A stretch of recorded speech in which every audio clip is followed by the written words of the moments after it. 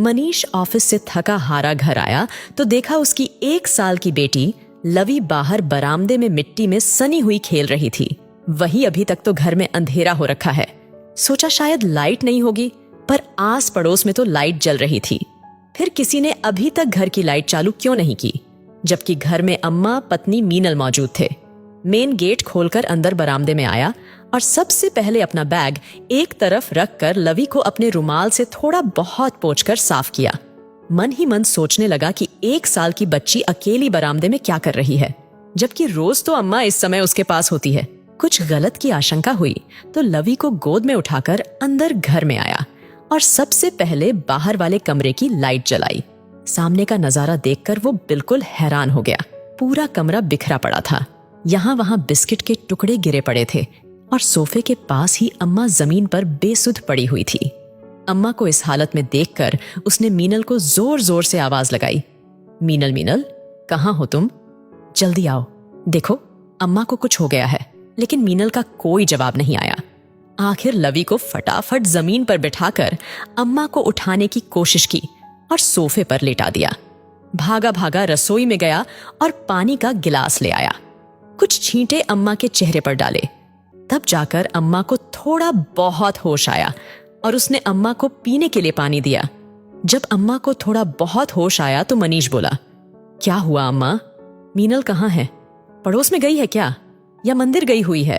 और आपने घर की लाइट क्यों बंद कर रखी थी? लवी अकेले बाहर क्यों खेल रही थी?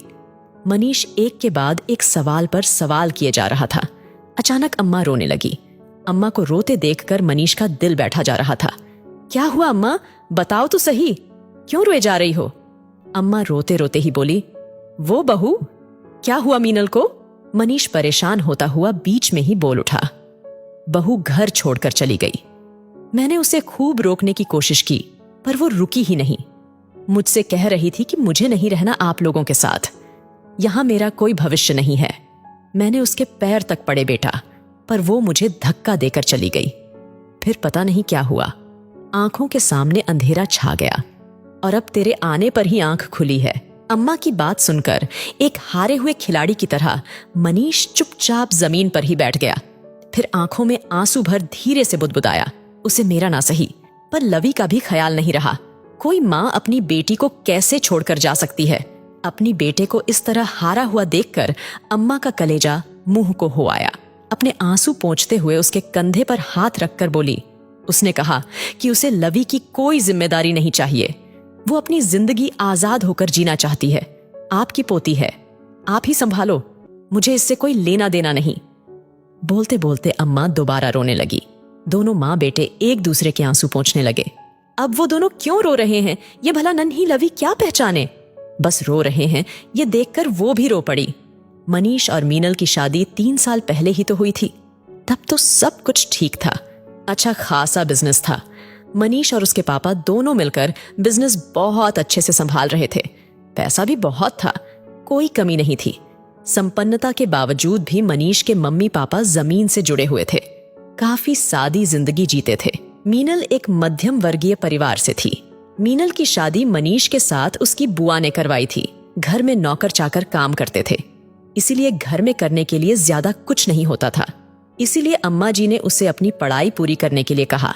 मीनल ने अपनी पढ़ाई शुरू तो कर दी, पर उसका पढ़ने में मन नहीं लगता। जब घर में सब कुछ था तो फिर भला पढ़ाई करके करना क्यों था? कोई नौकरी तो उसे करनी नहीं थी, इसलिए कॉलेज के नाम से घर से निकल तो जाती, पर क्लास बंक करके कभी कैंटीन में तो कभी मूवी देखने तो कभी शॉपिंग करने अपनी नई सहेलियों के साथ बाहर घूमने निकल जाती। मीनल को भी धीरे धीरे संपन्नता की आदत हो गई थी। आए दिन वो मनीष से पैसे मांगती। पैसों की कोई कमी नहीं थी, तो मनीष भी कभी उससे पूछता नहीं। अम्मा मनीष को टोकती, बेटा, जिस इंसान ने इतना पैसा नहीं देखा हो वो उसे संभाल नहीं पाएगा। कुछ तो अनुशासन में होना ही चाहिए। वो पैसे मांगती है और तू दे देता है, ये तक भी नहीं पूछता कि वो पैसा कहाँ खर्च कर रही है। मनीष भी हंसकर टाल देता, अम्मा, वो बाहर जाती है तो उसे भी हाथ खर्चे की जरूरत होती है।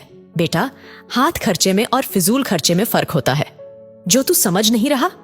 अम्मा की बात सुनकर मनीष हंस देता, अम्मा, उसी के लिए तो कमा रहा हूं। इतना कमाने के बाद भी अगर पत्नी पैसों के लिए परेशान हो तो फिर मेरे कमाने का क्या फायदा? और फिर वो कॉलेज जाती है तो दोस्तों के साथ थोड़ा बहुत तो चिल करेगी ही ना। बेटे के आगे अम्मा कुछ कह नहीं पाती। पिछले साल जब लवी का जन्म हुआ तब भी बहुत बड़ा आयोजन किया था, लेकिन 10 महीने पहले फैक्ट्री में आग लग गई, जिसके कारण भारी नुकसान उठाना पड़ा। ऊपर से अभी तक इंश्योरेंस का क्लेम तक नहीं मिला, क्योंकि किसी ने गलत अफवाह फैला दी कि जानबूझकर फैक्ट्री में आग लगाई गई है। बस तब से इन्वेस्टिगेशन चल रही है। इसी बीच 3 महीने पहले मनीष के पापा का हार्ट अटैक से देहांत हो गया। सब कुछ बिखर गया। लेनदार तो अपने कर्ज लेने के लिए आने लगे, पर देनदार सारे मुंह छुपाकर बैठ गए। आखिर थक हार कर पिछले महीने ही मनीष ने बंगला गाड़ी सब कुछ बेचकर कर्जदारों का भुगतान किया। उसमें भी अभी कुछ कर्ज बाकी रह गया। मनीष सब कुछ संभालने की कोशिश कर रहा था, वापस सब कुछ समेटना चाहता था, पर उसे यह अंदाजा नहीं रहा कि इस समेटने के चक्कर में उसकी पत्नी उससे छूटे जा रही है। जब से इस किराए के घर में आए हैं तब से हालात और बद से बदतर हो गए हैं। मीनल को नौकर चाकर की आदत लग चुकी थी, तो घर के काम तो उससे होते नहीं थे। अम्मा उसकी पूरी मदद करने की कोशिश करती, पर वो तो जरा जरा सी बात पर चिढ़ जाती थी। यहाँ तक कि लवी को भी नहीं संभालती। अब तो आए दिन वो मनीष से भी लड़ पड़ती थी। कब तक रहना पड़ेगा ऐसी हालत में मुझसे नहीं होते घर के काम काज। कम से कम एक आया तो रख लो लवी के लिए। कैसे संभालू इसे? मैंने कोई बच्चे नहीं संभाले पहले। कैसी बात कर रही हो तुम मीनल? तुमसे ज्यादा लवी तो अम्मा के पास रहती है, और वो तुम्हारी बेटी है। क्या तुम उसे संभाल नहीं सकती? क्या जिंदगी हो गई है मेरी? पैसे पैसे के मोहताज कर दिया है तुमने मुझे। इसीलिए शादी करके लाए थे क्या मुझे? उसकी बात सुनकर मनीष हक्का बक्का रह गया। तुम जिस घर से निकलकर इस घर में आई थी ना, उस घर में तो इतनी सुविधा नहीं थी। अच्छे दिन नहीं रहे तो बुरे दिन भी नहीं रहेंगे। तुम थोड़ा तो सपोर्ट करो। मैं वैसे ही परेशान होकर ऑफिस से घर आता हूँ और तुम फिर ये सब शुरू कर देती हो। मीनल पैर पटकती हुई अपने कमरे में जाकर बैठ जाती। न खाना परोसती और ना ही कोई और बात करती है। अम्मा ही लवी को खाना खिला पिलाकर अपने पास सुला लेती है। लेकिन आज वो इतना बड़ा कदम उठा लेगी, उसकी उम्मीद उसे बिल्कुल नहीं थी।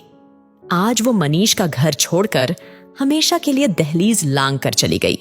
खैर, मनीष ने हिम्मत करके उसके मायके फोन किया तो पता चला वो तो वहां भी नहीं आई।